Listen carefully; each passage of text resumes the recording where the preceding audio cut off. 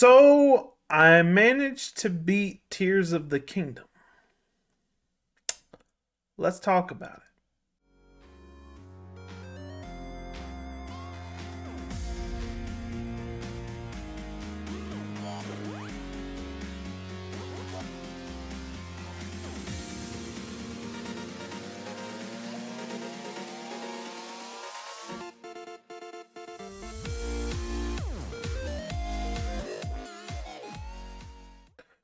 So when it came to Tears of the Kingdom, there was one question that I kind of had to ask myself when I was going into this game, which is what do I want from a Breath of the Wild sequel? Considering that Breath of the Wild was one of the best games like of all time, it's probably some people's favorite even now. What did I want from Tears of the Kingdom? And you can kind of go into it like, did I want more enemy types, a bigger map, more story, more involvement, bigger puzzles, new abilities? Like, what did I want out of this sequel? What could make it better? What would be my, how do I want to put it? What would be my perfect and ideal scenario for this game? And when it came to all of these questions, Nintendo kind of just said, yeah, we're going to give you every bit of that and then some. Now, in this review, I refuse to spoil any of the story, even though I really, really want to. I really need somebody to talk to about it. I'm dying here. Because none of my friends have beat it yet. It's that huge. It's that massive. But we'll get into it. The biggest reason for me not wanting to spoil anything in this game is that there's something about it. There's something just magical about it. One of the first movies I ever went to see in theaters was Finding Nemo. And something about that movie was just huge to me as a kid. Whether it be just the ocean, how many fish are out there, what have you.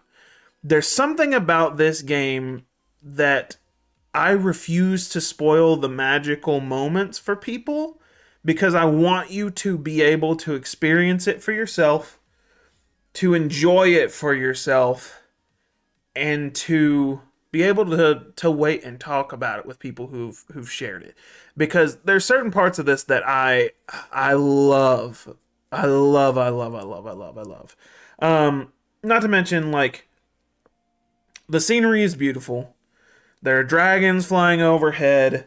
There are just mysteries out there. Like, I can't tell you how many times in this game I went through and I was looking at things going, what does that do? What does this do? I bet there's something really cool here. I don't know what this means. This is a little weird.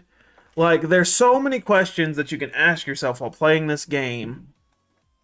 And you're going like, I don't know what this means yet, but I want to know. I really want to know. And I had to like go and find it for yourself. And I don't want to ruin that experience for you.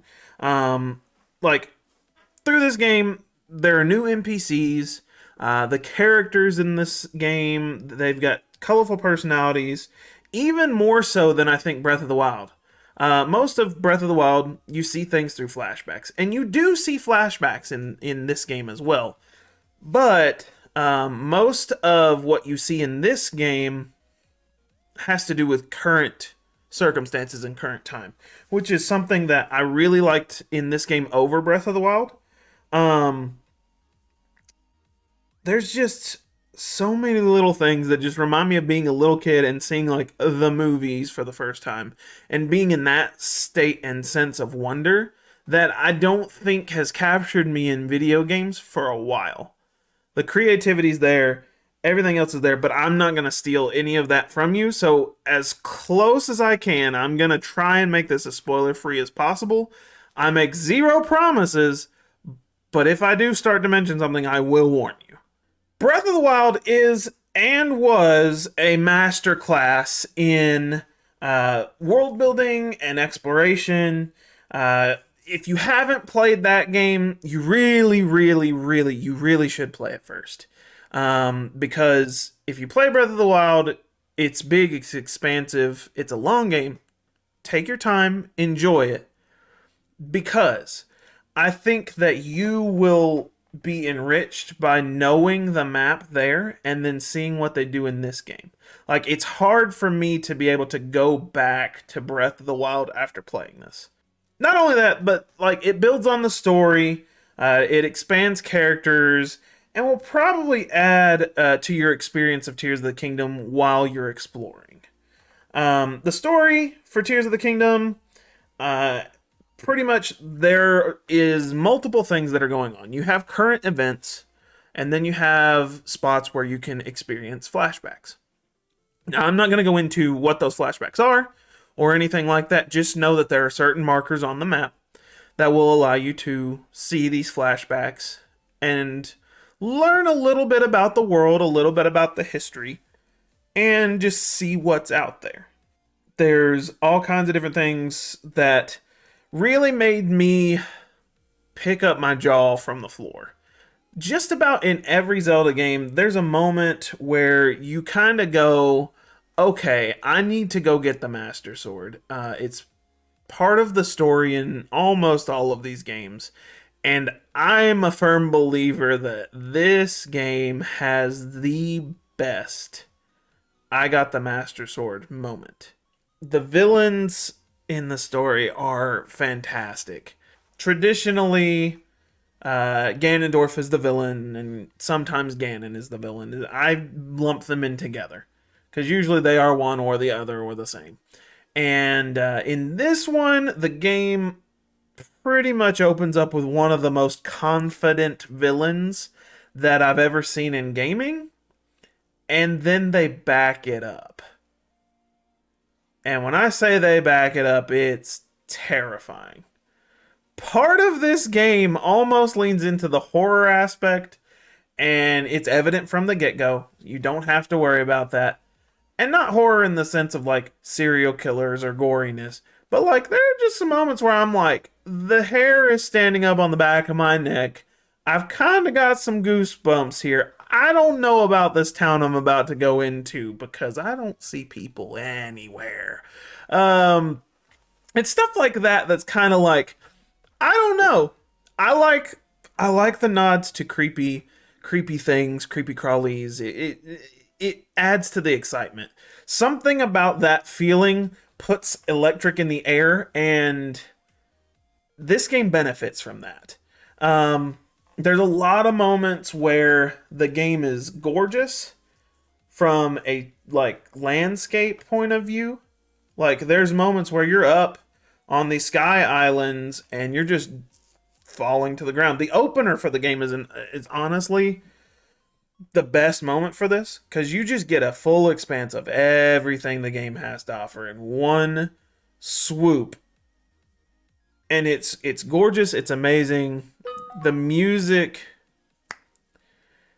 it's gorgeous, it's amazing. The music in this game adds to that in beautiful ways and in funny ways sometimes because you go from seeing this huge landscape and seeing like the beautiful like da da da da da da da music, and it's exciting. But then you go into like certain areas where there are musical troupes that go around and they have their own musical numbers. So it's a little more folksy, a little more different. You have like the Goron music from Death Mountain. Like it's bumbling and kind of funny. Like it's gorgeous. The music direction for this game is ridiculously good. I don't think anybody can deny the trailer 3 music, which is just fantastic. They added saxophone to a game that I've never thought I'd hear saxophone with, and it's amazing. Ultimately, the basis for the story is the classic good versus evil. Like, you play as Link, you're going to stop the evil bad guy that's being bad because they want to be bad, for no reason other than, like, they just want to be bad, to rescue the princess. And, like, that part is still here. but what they surround it with makes it beautiful and amazing and really gives a huge definition to the name The Legend of Zelda in a way that they haven't done in the series before. And I really gotta recommend like Nintendo for this because they surprised me. When I went into the first couple of like teaser trailers, I was looking at things and I was just kind of like, okay, this is kind of cool, but I'm really afraid that this is just glorified DLC. I'm afraid that this game's gonna flop, just like a ton of other games have been flopping the past few years. They delayed the game twice, and honestly, Nintendo, if you keep delaying games like this and putting out games that are this good, I will sit through the delays every single time. It's rare in this day and age that a game is teased or gets put out there to where you know it's coming up and people have really high expectations and then the game comes around and not only meets those expectations but exceeds them. Um, I think that like the difference between Tears of the Kingdom is that they took the tropes that you usually have and they kept you guessing. Like it's rare that that happens. Usually like you can see the writing on the wall with most Nintendo games. This one, nope. I was like, I have no idea where this story is going, but I'm here for it. I have questions like, why is this character doing this? This is really weird. That seems out of character for them, but what's up? It's really different. Usually, especially in Zelda games, like most characters are pretty one note. In this one, they flip some of that. They flip some of that. They make some of these characters really interesting. They humanize a lot of the characters in ways that I wasn't expecting. And it made for a very full experience that was really, really fun and enjoyable. Like in Breath of the Wild, exploration is at the forefront of this game. The first time I hit the ground from the tutorial area, I pretty much my ADHD brain lit on fire because I was like, I want to go explore all of this, and there was like 35 or 40 different things to do right off the rip. And I was like, this is not fair.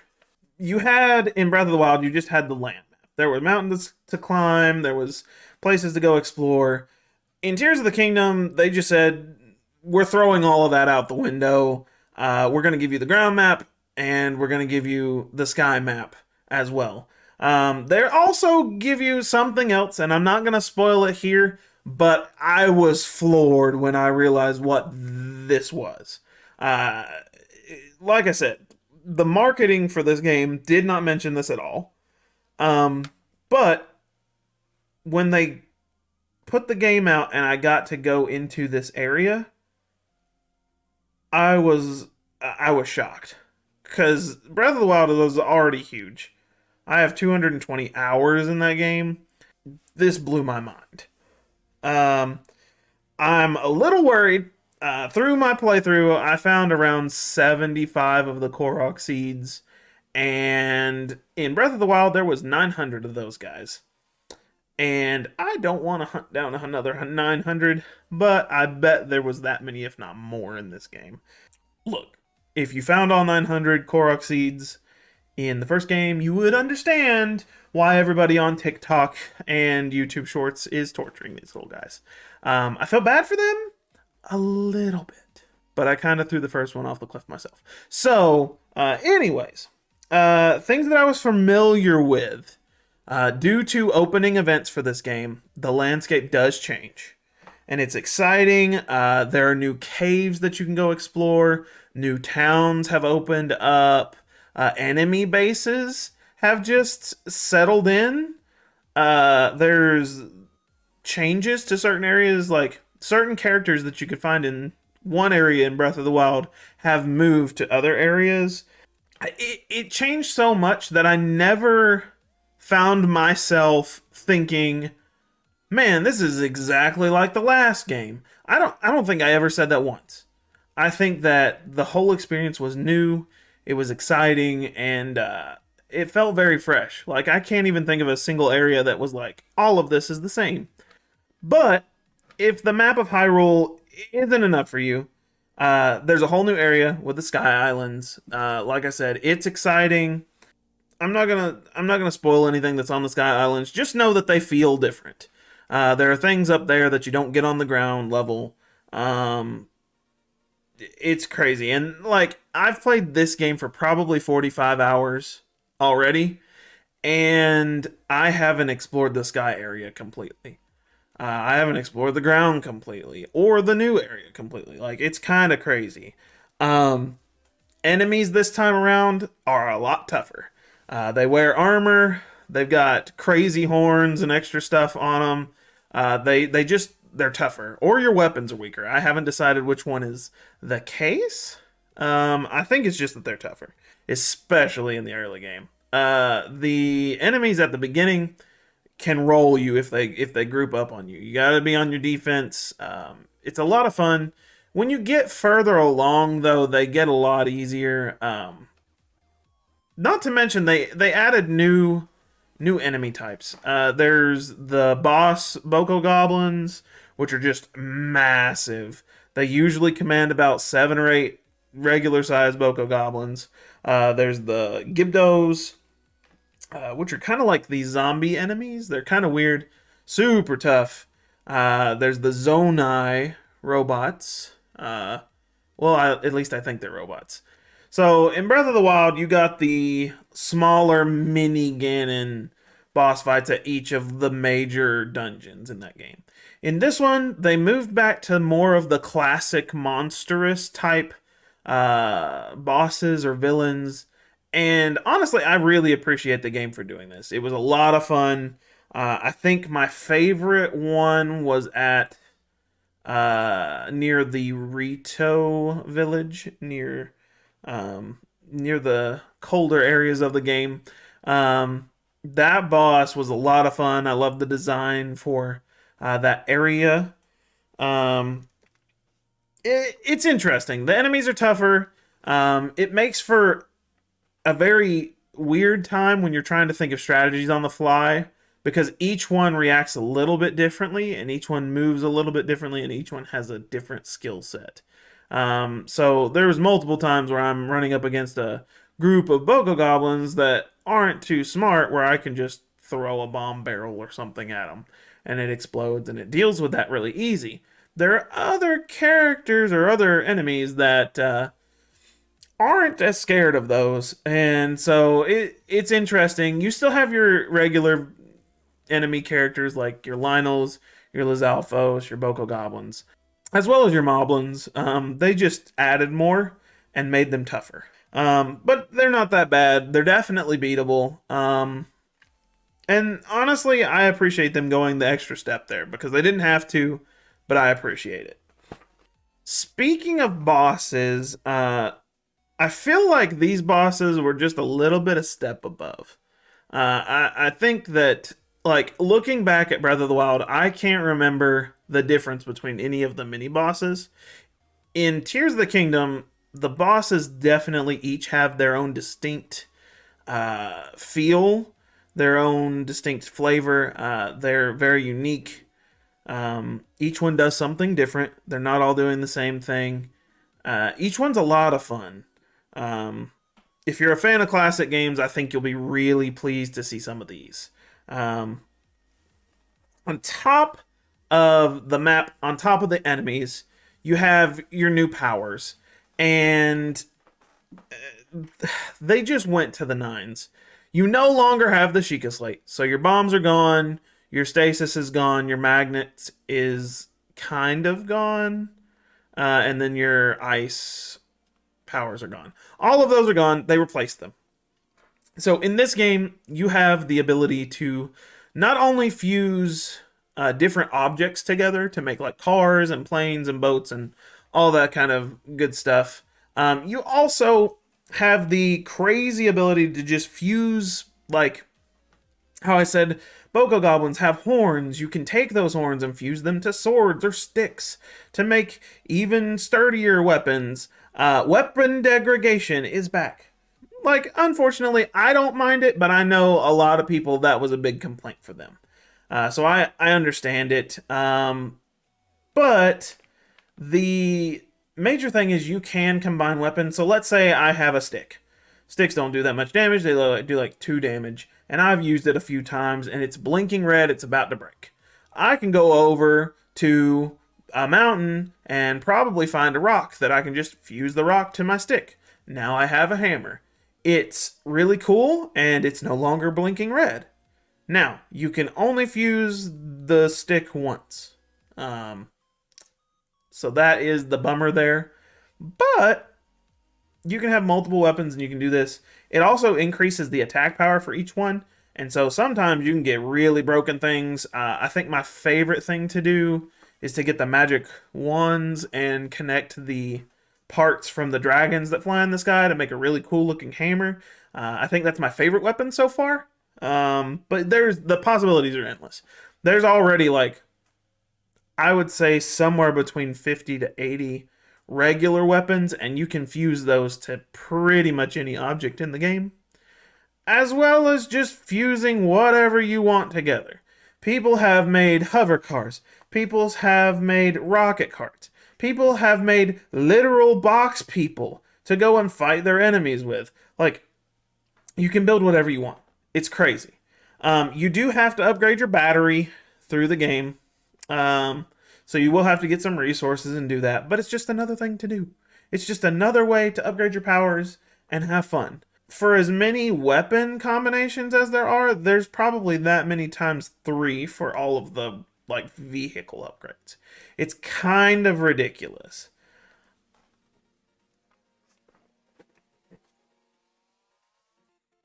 The possibilities for weapon combinations and objects is literally endless. Um, but I'm hoping to see a lot of like I've already seen a lot of really interesting builds. People are doing other things. People are making like drones that fight all their battles for them. And while I don't love doing that because I like fighting my own fights, I definitely see the appeal. If you have an engineering brain or if you're very much into building, I think you'll have a lot of fun. If you were a Lego kid, you're gonna have a blast. Outside of those 2 abilities, you also have the ability to reverse time on a specific object. So let's say a goblin or a boko goblin is rolling a big ball covered in spikes down a hill at you. And then he's going to follow that ball down the hill. What you can do is you can wait for it to get really close and then you can reverse time so that it rolls up the hill and hits the boko goblin and all of his friends at the same time. So you can do that. I've seen people take their wacky contraptions that they're trying to get to fly, and they'll like raise the flying contraption above their head, and then like be able to just let it soar to test things out. I've seen people like do all kinds of crazy shenanigans with this ability. It's really cool. So essentially you can do things like take your plane, raise it up with your fuse ability, wait a couple of seconds, put it on the ground, reverse time to where your flying thing is in the air if you couldn't get it to go, and then just unfreeze time, and then you can just float away. It's crazy. The possibilities for this is really cool. I've seen people get through shrines faster. I don't envy the game testers or the game developers whenever this was going on because they must have had to put in so much work. And honestly, I really appreciate things like this. The last ability and another one where I don't know how people probably know how to break the game. I don't know how to break the game, but the last ability is an ability called Ascend.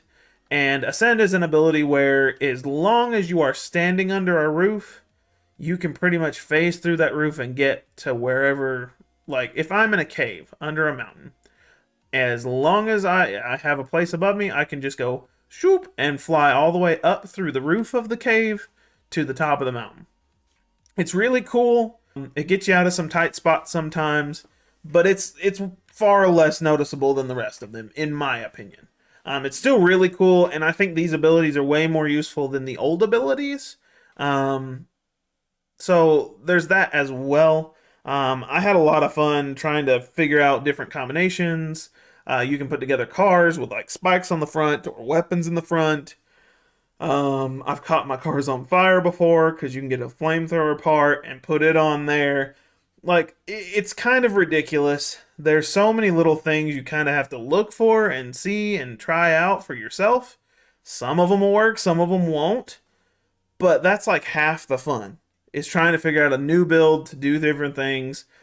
Even some of your quests in the game will take you on a trip with people who need to like cross a river and they have a cart and you got to like put things on the bottom of their cart so that it floats across the river. It's crazy. There's all kinds of stuff. It's kind of ridiculous. And again, just like the environment, I think for me it took me sitting down and writing this review to literally go, wow, I really didn't miss any of the old abilities from Breath of the Wild. And that's how rejuvenating and revitalized this game is compared to its predecessor. I think that the only gripe that I really have with the game is very, very rarely the frame rate will drop. The only time that I noticed it badly enough for me to actually stop and take notice was when I was skydiving and I was either like trying to land on a dragon or find parts or do different things, and there was a little too much going on the screen, and the game just kind of said, "Hey, I need to load for a second." And it's literally it's just a second, but the screen freezes for like a second, and then it keeps going. And for me, it was there. I noticed it happened probably 3 times in a 45-hour long playthrough of the game, and like it's there. This game, while having frame rate issues, did not have bugs. I played through Pokemon Scarlet and Violet, and I hate to bring these games up because I love Pokemon. But at the same time, those games had issues with frame rate, with like just a whole bunch of bugs. People found them, the memes are out there, just go look it up. But this game, Tears of the Kingdom, did not have bugs. It does have frame rate drops, but it's pushing the Switch to its limit. I can't really fault it for that.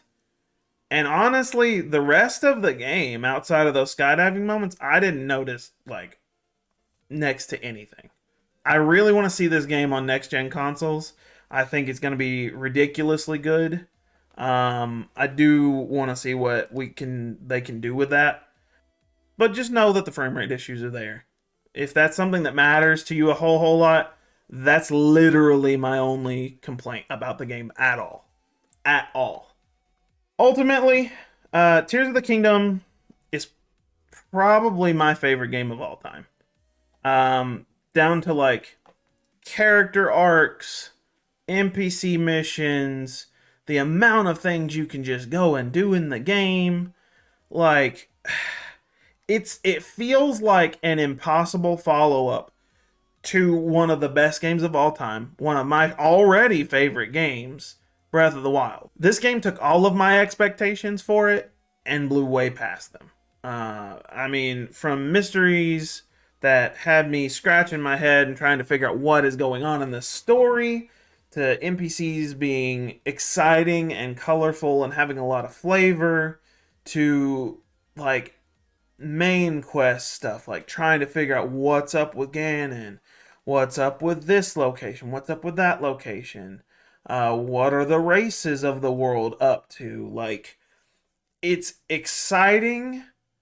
They fixed, it's like Nintendo listened to all of the gripes from Breath of the Wild.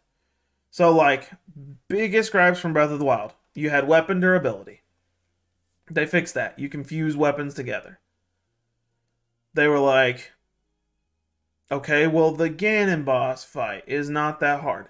The bosses in this game are pretty challenging. They're fun, they have flavor, the world feels good, they added more map. And then they just said, oh, you know what? We're just going to give you like 50 different items to just take and build contraptions with. That's nuts to me. I was expecting, like, oh, we'll have towers where we can fly up to the sky and get on these sky islands. Nintendo's just like, no, you can just build a hover car. And I'm like, that's nuts. The new abilities are great. The world is huge and changed to where it was unrecognizable compared to the last game. The new experiences in the game are great. They added new armor. Weapon durability is not gone completely, but it is fixed in a very fun and exciting way. And honestly, I can't say anything else other than this game is my favorite game on the Switch. It's probably my favorite game of all time. It has some of the most memorable moments from any Zelda game out there. And I don't know if I could go back and play an older Zelda game without like trying to figure something out with this game. It's crazy. The theories are going to abound, the storytelling is good. The only issue is the frame rate drops sometimes when you're skydiving.